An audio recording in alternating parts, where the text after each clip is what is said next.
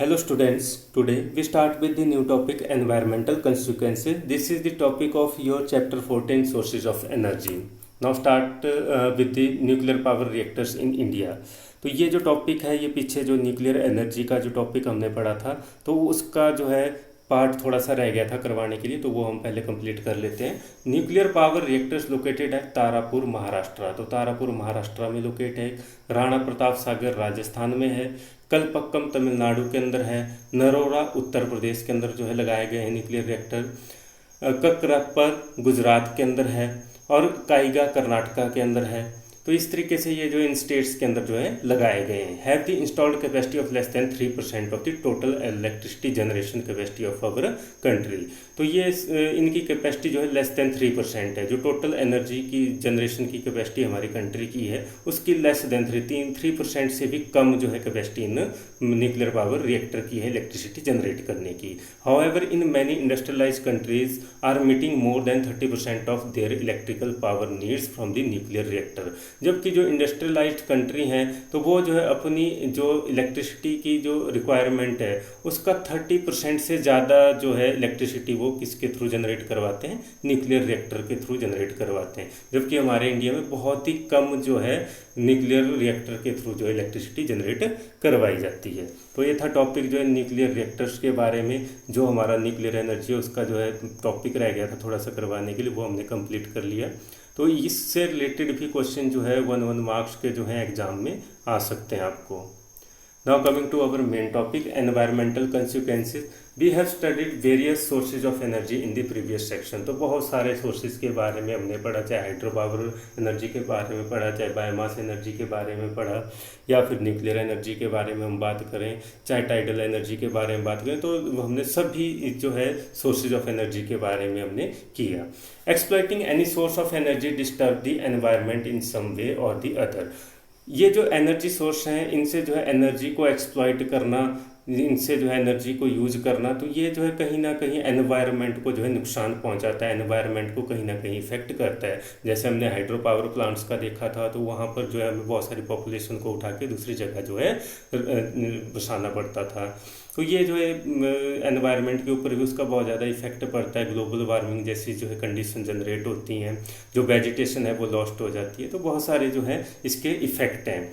In any given situation the source we would choose depends on the factors such as ease of extracting energy from that source, the economic of extracting energy from the source, the efficiency of the technology available, and the environmental damage that will be caused by the using that source।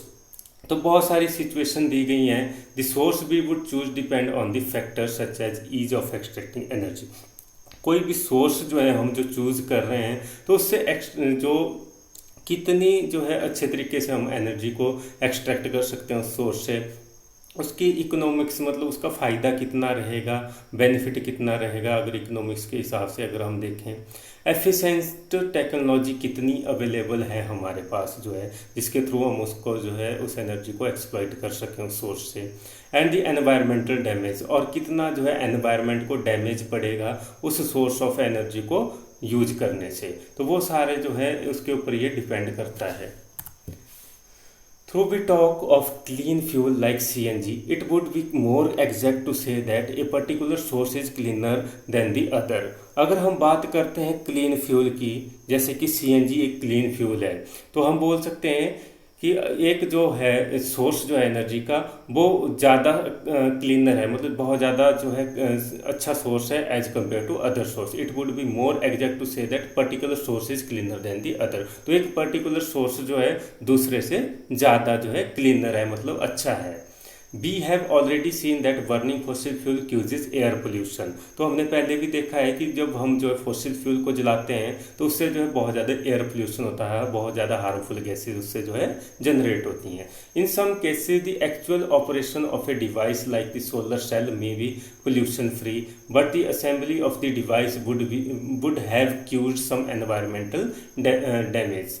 तो हमने ये देखा था कि solar cell की हमने बात की थी कि एक सोलर सेल्स के थ्रू हम जो है एक ये जो है पोल्यूशन फ्री सोर्स है एनर्जी का, लेकिन जो है इसकी जो असेंबली है, जो इसका जो सेटअप है वो कहीं ना कहीं एनवायरनमेंट को नुकसान पहुंचाता है, डैमेज करेगा हमारे। Research continue in these area to produce long lasting devices that will cause less damage throughout their life। तो रिसर्च जो है कंटिन्यू है अभी इस फील्ड के अंदर कि ऐसे लॉन्ग लास्टिंग डिवाइसेस को तैयार किया जाए जो लेस डैमेज जो है पहुंचा सके, बहुत कम डैमेज जो है एनवायरनमेंट को हमारे पहुंचा सकें थ्रू आउट दी लाइफ।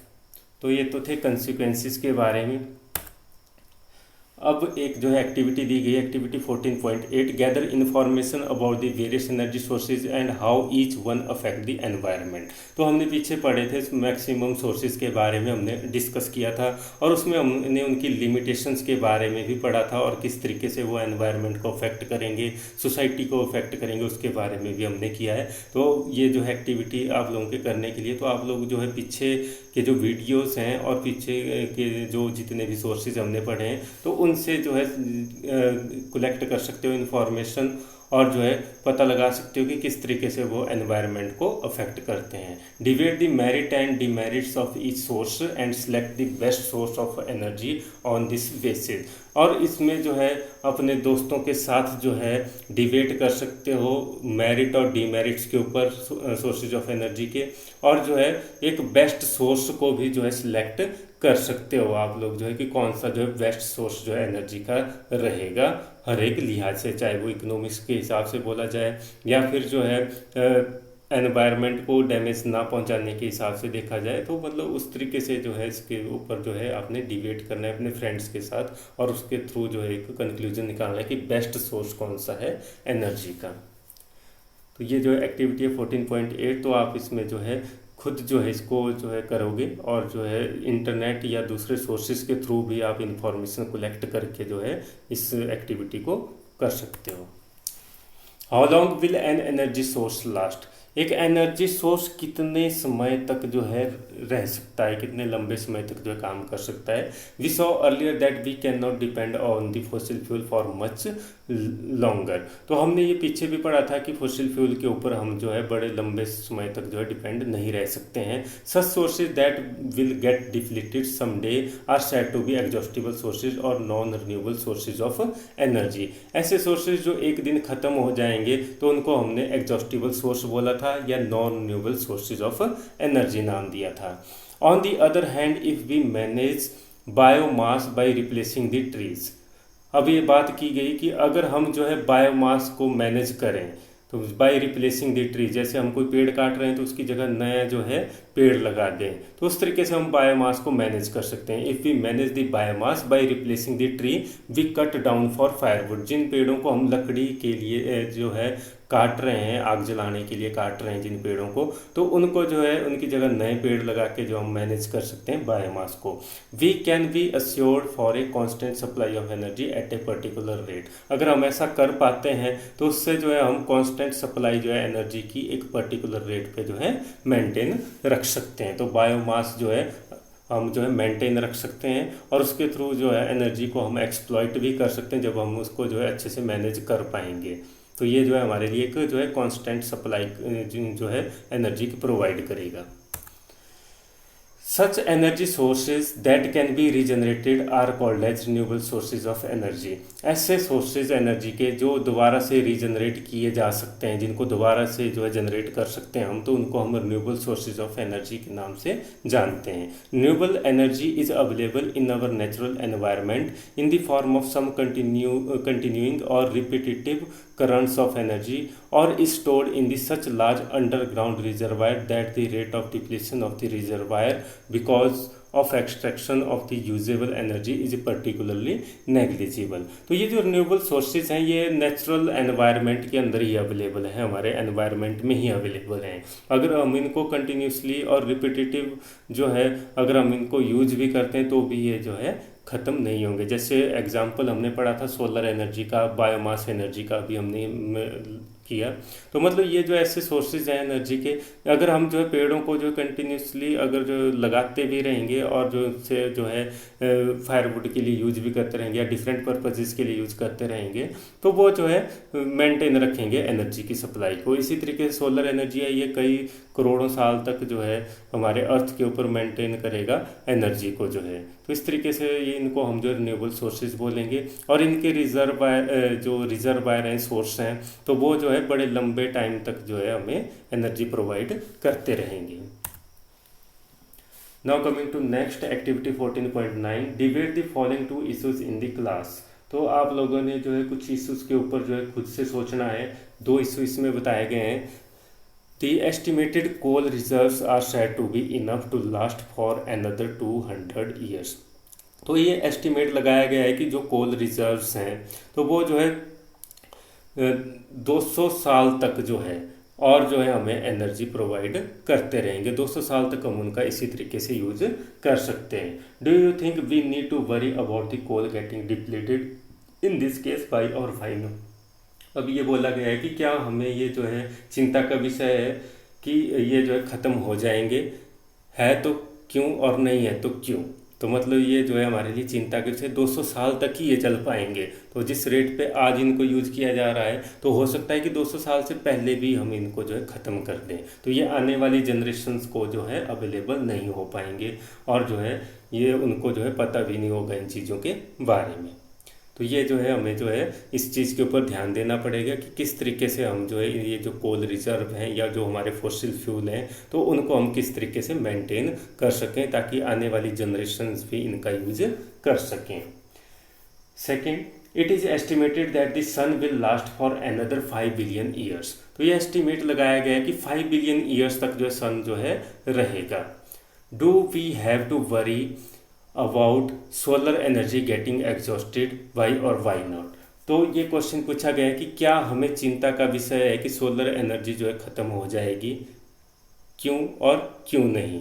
तो इसमें जो है ये कोई चिंता का विषय नहीं है हमारे लिए। तो इसमें हम क्या कर सकते हैं कि ये जो है अभी जो है 5 बिलियन ईयर्स तक जो है आगे और जो है हमें एनर्जी प्रोवाइड करेगा, जो कि बहुत ही लंबा टाइम है जिसमें जो है बहुत सारा जो है एनर्जी हमें अवेलेबल होने वाली है फ्यूचर में भी। तो ये जो चिंता का विषय नहीं है हमारे लिए। सोलर एनर्जी एक हमारे लिए जो है रिन्यूएबल सोर्स की तरह जो है काम करेगा। हम इसको जो है बार बार यूज कर सकते हैं, इसलिए हम बोल सकते हैं कि ये हमारे लिए जो है क्यूज़ नहीं है वरी करने का, क्योंकि इसमें जो है ये जो है हमें लंबे समय तक अवेलेबल रहेगा। On the basis of the debate decide which energy source can be consider exhaustible, inexhaustible, renewable and non renewable. तो इसमें जो है डिबेट के थ्रू जो है अपने फ्रेंड्स के साथ भी डिस्कस कर सकते हो या खुद जो है ये जो है आपने एस्टिमेट करना है, ये जो है डिसाइड करना है कि कौन से जो है और उनकी डेफिनेशंस बनानी है कि कौन से सोर्स को हम एग्जॉस्टिबल बोल सकते हैं, कौन से सोर्स को इनएग्जॉस्टिबल बोल सकते हैं, कौन सा सोर्स जो है रिन्यूएबल रहेगा और कौन सा जो है नॉन रिन्यूएबल रहेगा। तो एग्जॉस्टिबल सोर्स वो हो गए जो खत्म हो जाएंगे एक दिन, जो लिमिटेड है अर्थ के ऊपर। इनएग्जॉस्टिबल जिनका अमाउंट जो है, जिनके रिजर्वायर बहुत ज़्यादा है और उनको अगर हम जो है यूज भी करते रहेंगे तो वो ख़त्म नहीं होंगे इतनी जल्दी, तो वो हुए इनएग्जॉस्टिबल। रिन्यूएबल जो बार बार यूज किए जा सकते हैं, जैसे बायोमास और सोलर एनर्जी की बात हमने की। नॉन रिन्यूएबल सोर्सेज हमारे जो फॉसिल्स फ्यूल हैं तो ये नॉन रिन्यूएबल है, कोल एंड पेट्रोलियम रिजर्व, तो ये जो है लिमिटेड है, तो एक दिन जो है ये ख़त्म हो जाएंगे। तो इनके बारे में जो है आप जो है एक लिस्ट तैयार कर सकते हैं, कौन से एग्जॉस्टिबल हैं और कौन से इनएग्जॉस्टिबल हैं, और कौन से रिन्यूएबल की कैटेगरी में रखे जा सकते हैं सोर्सेज, कौन से नॉन रिन्यूएबल की कैटेगरी में रखे जा सकते हैं। और उसके बारे में आप लोग जो है रीज़न भी दे सकते हो कि क्यों आप इसको जो है एग्जॉस्टिबल में रख रहे हो और क्यों इसको इनएग्जॉस्टिबल के अंदर या रिन्यूएबल या नॉन रिन्यूएबल सोर्स के अंदर रख रहे हो। That's all in this video. Thank you.